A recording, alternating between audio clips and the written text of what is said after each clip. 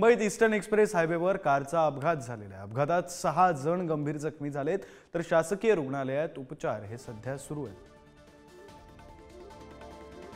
मुंबईतली बातमी आपण पाहतोय। मुंबईमध्ये ईस्टर्न एक्सप्रेस हायवेवर कारचा अपघात झाला। या अपघातात 6 जण गंभीर जखमी झालेले आहेत। प्रतिनिधी निकेश शार्दूल सध्या आपल्यासोबत फोन लाईनवरून जोडले गेलेले आहेत। निकेश, खरं तर 6 जण गंभीर जखमी झाल्याची माहिती सध्या मिळते। काय अधिकचा तपशील आहे? आत्ताची काय परिस्थिती?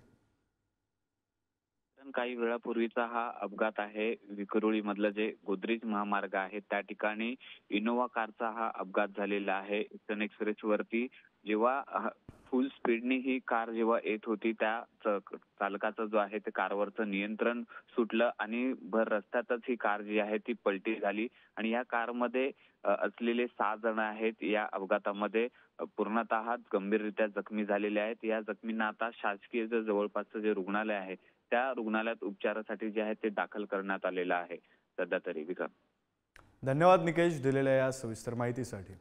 तर हे दृश्य आपण पाहतोय विक्रोळी परिसरातली ईस्टर्न एक्सप्रेस हायवेवर कारचा भीषण अपघात झालेला आहे।